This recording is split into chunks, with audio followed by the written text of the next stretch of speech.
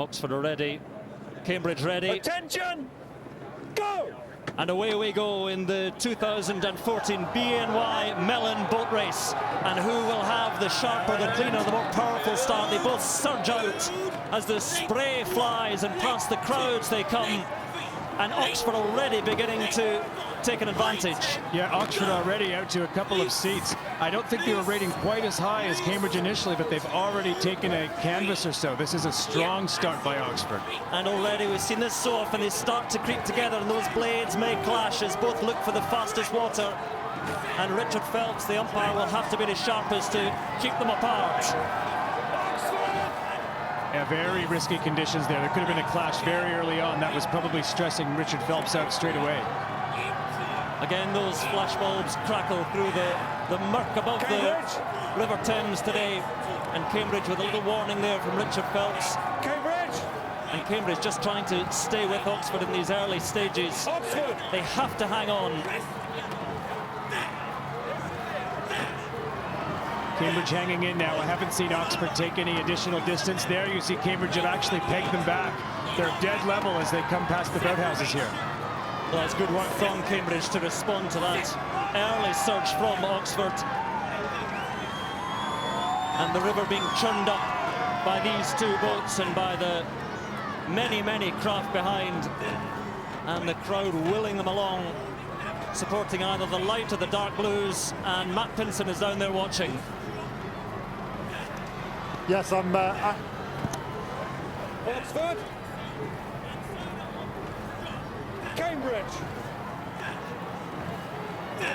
He was there and he wasn't. We'll get another thought from Matt Pinson in a moment, but really the crews are just about level at the moment, Wayne. Yeah, Cambridge is doing exactly what they need to do here, because the first small bend towards Middlesex is in their favor. And what they've done so far is put themselves in a position to capitalize on that, neutralize Oxford, put themselves in a good position before Oxford gets the advantage of the Surrey bend.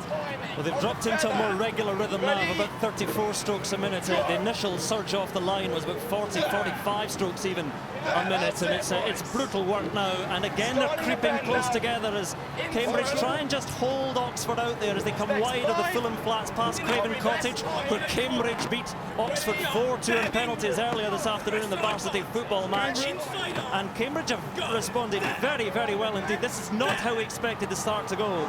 No, nobody would have predicted this, seeing Cambridge with a third of a length lead or so at this point.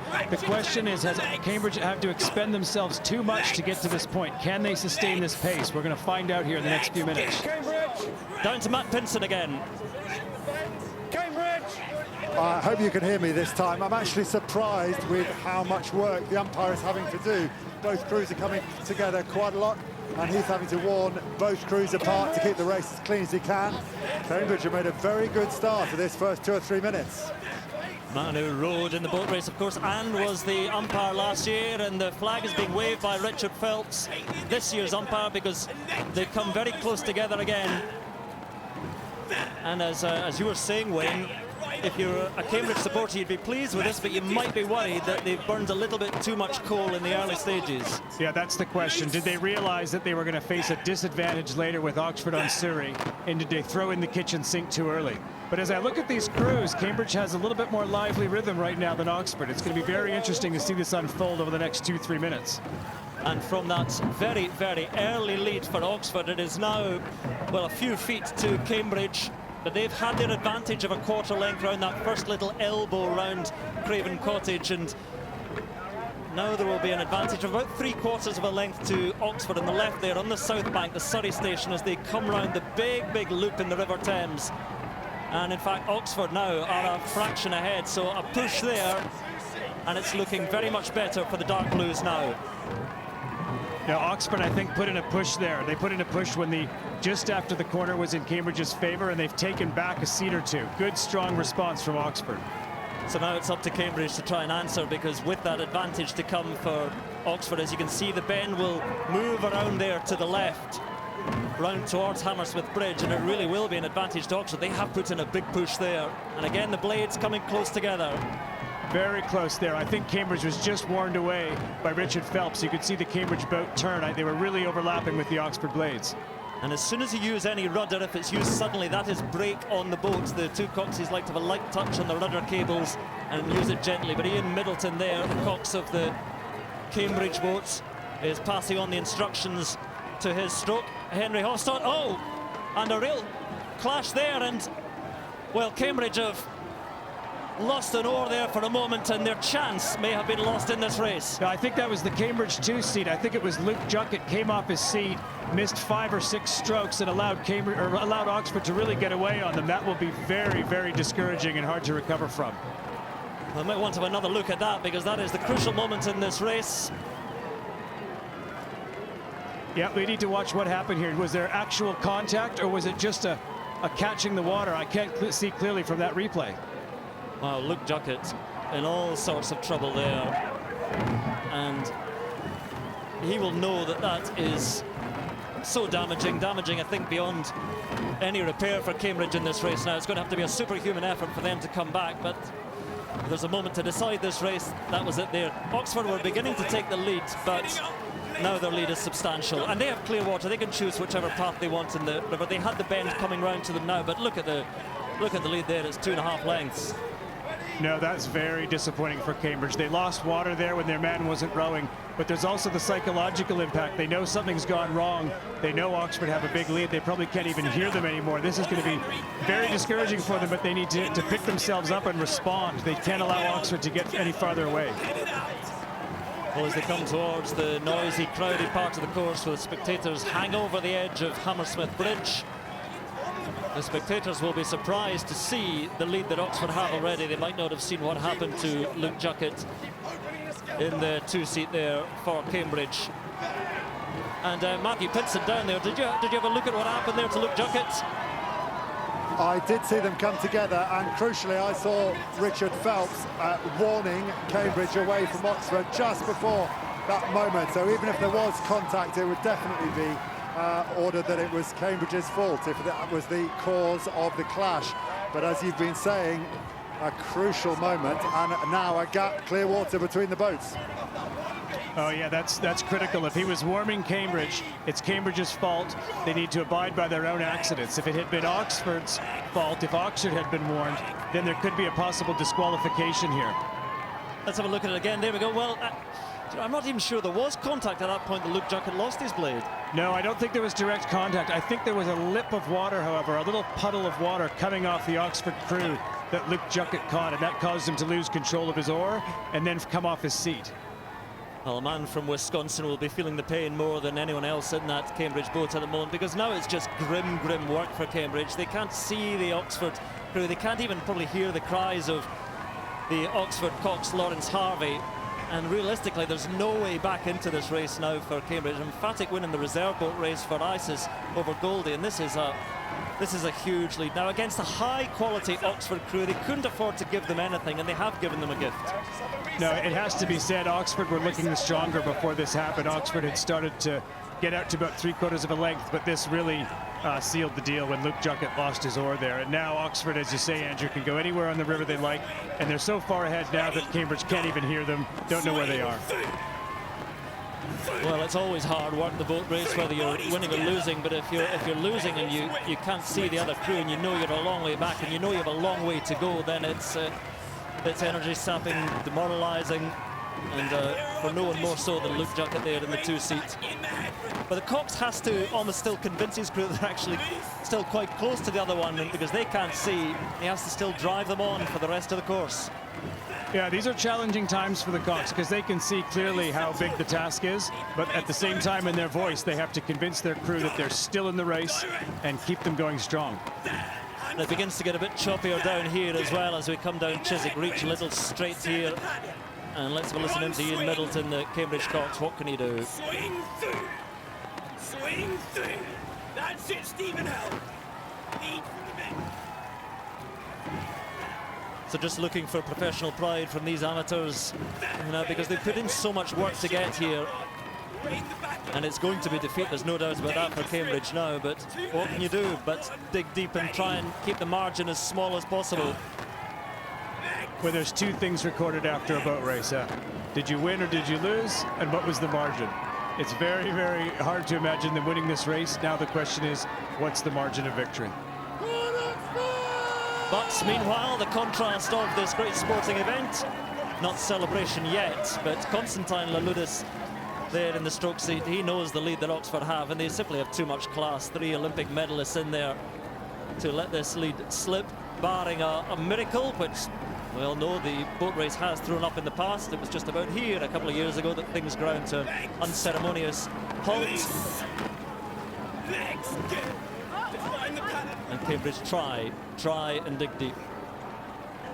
Both crews dealing with a little bit of choppy water there. It's not as rough as we thought it might be, but both crews seem to be handling it reasonably well. But Cambridge, you can see the passion is gone there. It's very, very difficult to keep going at 100% in this kind of situation. Now, we talked about the men in the Oxford boat. As we look at Cambridge once again, I mean, these are relatively inexperienced men in the Cambridge boat, so it gets even harder for them. But there are men in the Oxford boat who will not ease up. They'll be merciless. Guys like Malcolm Howard in the 5 seats, who's won at World Championships and Olympic Games. And it's so drilled into them to not just beat the opponents, but if the opportunity arises, really grind them into the Thames and leave them trailing in their wake. And you can see the lead that Oxford have now as they come past the wetlands on the left-hand side. So we're going to have another look at that clash once again, because that lead is not diminishing, and we understand that the 7 2 seats of the 2 boats did clash. Let's have another look at this again. There's Luke Juckett in the 2 seat on the right side of the picture, and there's a clash there. There was contact there. There was contact just as Luke Juckett was coming to the catch and the Oxford 7-man was coming to the finish. I did see contact there between those blades. It'll be very interesting to see if Cambridge decide to protest this later. Well, there's quite often when this happens in a race, there is an almost optimistic, hopeful protest from the beaten cocks. The matter that's important there is whether Oxford were in their right water, or if Oxford had strayed out of the water, then there might be a legitimate protest from Cambridge. But I think at that time Matt Pinsent said that Cambridge had just been warned.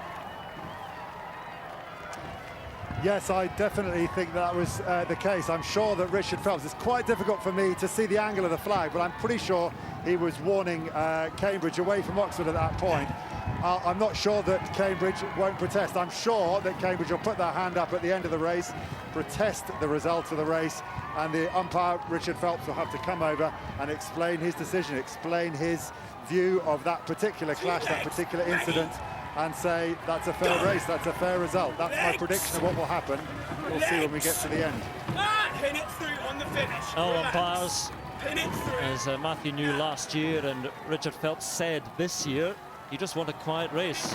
You want a race where the umpire is barely involved at all and nobody speaks about it and you all go off happily into the night. But it'd be very, very surprising if there weren't a protest from the Cambridge Cocks, Ian Middleton, but we shall see. But look at the margin there, and I look at recent years and the big margins in recent years. Well, in 2008, Oxford won by 6 lengths, but we're getting out beyond that here. Yeah, a minute ago on the bottom of the screen, we saw the stroke rates. And even though they're in the comfortably in the lead, Oxford are rating higher, still rowing more aggressively and just taking additional distance on Cambridge. And a word for Oxford here, because we've talked a lot about Cambridge and the mistake they made, but this is a very, very strong Oxford crew, and that clash, we said it might have been the decisive moment, but Oxford were looking very powerful before that. And a lot of this crew here, this is their final boat race. Storm Uru is doing a 1-year course. Tom Watson, this is his final year of 4. Carl Hudspeth, final year of 4. Malcolm Howard, it's his final year. Constantine Laludis, Sam O'Connor. So they'll want to go out on a high, and my goodness, they're doing that now as they approach Barnes, you can see on the left-hand side. Now, they'll be happy with the victory, you know, however it came about. They may be a bit disappointed if there's controversy at the finish line. You know, 10 years ago, in the race I was in 2004, we had a very, very similar situation, except it was Oxford that, where the man came off his seat, and now the tables have been turned 10 years later. Past the bandstand, as Ian Middleton explains to his crew. You know, from the bandstand, there's just over a mile to go. They head towards Barnes Bridge there. Coming into Barnes Bridge as normal. Ratchet turn into the bridge. On the swing. Ready, go. Swing through. Swing through. Yeah, bodies there. Bodies there. They don't know how far they're behind Coxey and Middleton, trying to convince them they're still within touch, but I think a lot of them will know that Oxford are that distance ahead. It's going to be an emphatic victory for the Dark Blues, and things are all going their way, as they did last year in the women's race, in the reserve race, in the spare pair race, which Oxford won on Friday as well. And Oxford already shooting the central arch of Barnes Bridge. And stroking higher there, the stroke rate up for the Dark Blues. I'm sure the work must become just that little bit easier as well when you know you're cruising to victory. No, things will be very enjoyable, very comfortable in that Oxford crew. You can see the lively rhythm that they still have. Cambridge a minute ago, we could see just how heavy it is. The discouragement, you could just see it in the body language and in the oars. They know they've been beaten, and they know they're being beaten quite badly. And Cambridge now finally looking weary, fighting the river, fighting the fatigue in their bodies and in their minds. They know this race is gone, but they have to keep going. Press together. 3 minutes home. Steve Dudek, the president, in the middle of the boat there. In the 4 seats, it's his final race. He felt that 2012 was a hollow victory for Cambridge after everything that happened in that race. He wanted a victory that was solid to his heart. Either last year or this year, he's not going to get it, barring a decision from umpire Richard Phelps, which I can't see. I can't see the verdict, the result being overturned, and Oxford heading for a big win. Yeah, I suspect Cambridge will protest this at the end. They won't know exactly who was being warned at the time of the clash. They'll believe that there was contact and there will be a protest, and then we're going to have to listen very carefully to what Richard Phelps is saying. Heading into the final stages in Oxford, plain sailing for the bow seat Storm Uru, for Tom Watson, for Carl Hudspeth, for Tom Swartz, for Malcolm Howard. They can almost, well, their Cox Lawrence Harvey can almost see Barnes Bridge now as we look at the beleaguered Cambridge crew now still going through this hard graft. But Michael DeSanto, the American, Sam O'Connor, New Zealander, Constantine Louloudis, Lawrence Harvey. It's going to be victory for Oxford. It's almost beginning a period of domination for Oxford again. Depth in their squad, as we saw in the reserve boat race. Victory for ISIS by a large margin. We didn't think that would be repeated in the blue boat race, but looks like it's just about the same kind of margin. Oh, this is an enormous margin. Again, with some extenuating circumstances, but just eyeballing that, it could be over 10 lengths margin.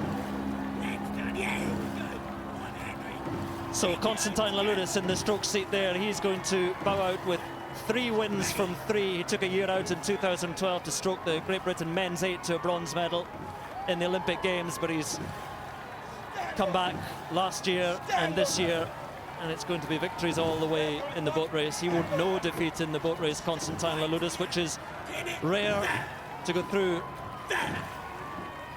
a student career undefeated.